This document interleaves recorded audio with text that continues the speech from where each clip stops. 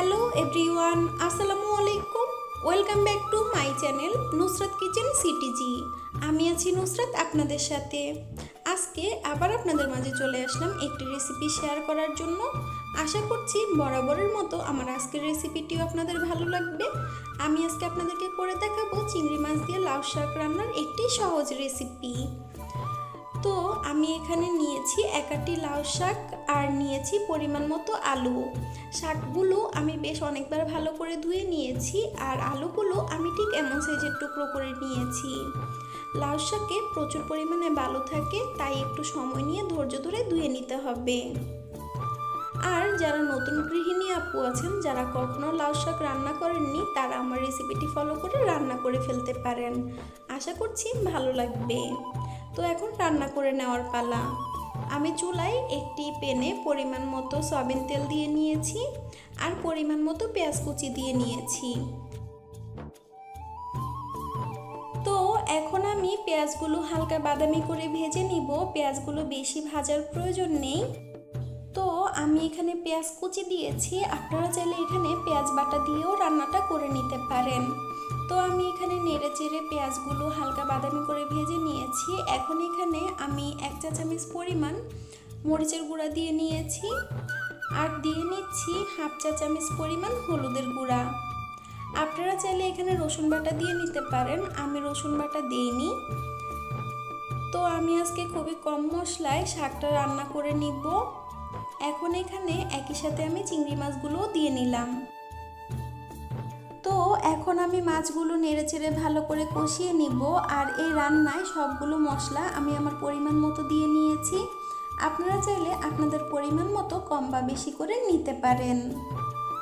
তো দেখতেই পেলেন মাছগুলো ভালো করে কষানো হয়ে গিয়েছে আর দেখতেই পাচ্ছেন মশলার উপরে তেল উঠে এসেছে। এ পর্যায়ে আমি এখানে ঝোলের জন্য পরিমাণ মতো পানি দিয়ে দিচ্ছি। আমি এখানে এতটুকু পরিমাণেই পানি দিব, এর থেকে বেশি পানি দিব না, কারণ হচ্ছে শাক থেকে আবার পানি বের হবে। তো এই পানিটা দিয়ে আমি আবার একটু মাছগুলো কষিয়ে নিয়েছি। দেখতেই পাচ্ছেন ঝোলটা বলক উঠে গিয়েছে। এখন এখানে আমি শাক এবং আলুগুলো একসাথে দিয়ে নিচ্ছি। আপনারা চাইলে আমি যখন চিংড়ি মাছগুলো দিয়েছিলাম তখন আলুগুলো দিয়ে কষিয়ে নিতে পারেন। তবে শাক আর আলু একসাথে দিলে কোনো অসুবিধা নেই, কারণ শাক এবং আলু দুটোটা একসাথেই সিদ্ধ হয়ে যায় খুবই তাড়াতাড়ি। এখন আমি এগুলো একটু নেড়ে দিচ্ছি।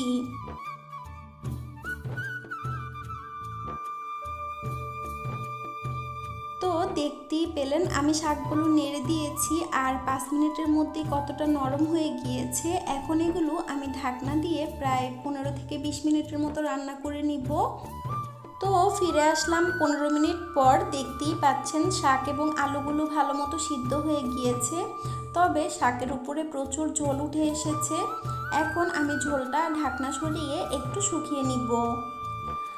আর দেখতেই পাচ্ছেন ঝোলটা এখন মাখা মাখা হয়ে এসেছে। এ পর্যায়ে আমি এখানে কিছু কাঁচামরিচ দিয়ে নিচ্ছি। আমি শাক রান্নায় ঠিক নামানোর আগে কাঁচামরিচ দিয়ে থাকি, এতে কাঁচামরিচের ফ্লেভারটা শাকের মধ্যে থেকে যায়, খেতে ভালোই লাগে। তো লাউ শাক একটু ঝোল ঝোল হলে খেতে ভালো লাগে, আমার বাসায় তো বাচ্চারা খুবই পছন্দ করে। তো এগুলো আমি নামিয়ে নিলাম, নামিয়ে সার্ভ করে নিয়েছি। আর এখন একটু টেস্ট করে দেখছি কেমন হয়েছে। খেতে কিন্তু বেশ মজা হয়েছে। আপনারা অবশ্যই কমেন্টস করে জানাবেন আজকের রেসিপিটি আপনাদের কেমন লেগেছে। আর আমার রেসিপিটি ফলো করে রান্না করে থাকলে অবশ্যই কমেন্টস করে জানাবেন। তো আজকের মতো আমি এখানেই বিদায় নিচ্ছি। আর নতুন নতুন ভিডিও দেখার জন্য আমন্ত্রণ রইল। আল্লাহ হাফেজ।